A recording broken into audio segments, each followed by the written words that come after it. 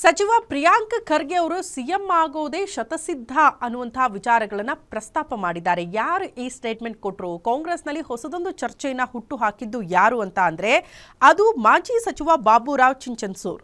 ಈ ರೀತಿ ಅಚ್ಚರಿಯ ಹೇಳಿಕೆಯನ್ನ ಕೊಡೋ ಮೂಲಕ ಕಾಂಗ್ರೆಸ್ ಪಾಳೆಯದಲ್ಲಿ ಹೊಸದೊಂದು ಚರ್ಚೆಯನ್ನ ಹುಟ್ಟು ಹಾಕಿದ್ದಾರೆ.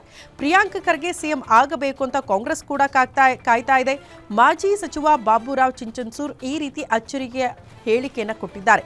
ಯಾದಗಿರಿಯ ಗುರುಮಠಕಲ್ನಲ್ಲಿ ಚಿಂಚನ್ಸೂರು ಈ ರೀತಿ ಹೇಳಿಕೆ ಕೊಟ್ಟಿದ್ದು, 2 ಎಲೆಕ್ಷನ್ ಬಳಿಕ ಪ್ರಿಯಾಂಕ್ ಖರ್ಗೆ ಅವರನ್ನ ಸಿಎಂ ಮಾಡುತ್ತೆ ನೋಡ್ತಾ ಇರಿ ಹೈಕಮಾಂಡ್ ಅಂತ ಹೇಳಿದ್ದಾರೆ.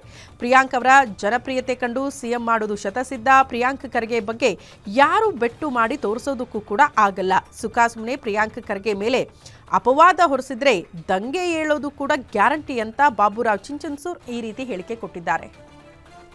ಪ್ರಿಯಾಂಕ್ ಖರ್ಗೆ ಅವರು ಅಭಿವೃದ್ಧಿ, ಡೆವಲಪ್ಮೆಂಟು, ಜನಬೆಂಬಲ, ಜನಪ್ರಿಯತೆ ಕಂಡು ಹೈಕಮಾಂಡ್ ಒಂದು 2 ಎಲೆಕ್ಷನ್ ಅವನಿಗೆ ಮುಖ್ಯಮಂತ್ರಿ ಮಾಡೋದು ಸತ್ಯವಿದೆ. ಸೂರ್ಯ ಚಂದ್ರ ಹುಟ್ಟುದು ಮುಳುಗೇಳು ಸತ್ಯವು, ಸೂರ್ಯ ಚಂದ್ರ ಹುಟ್ಟುದು ಮುಳುಗೇಳು ಸತ್ಯವು.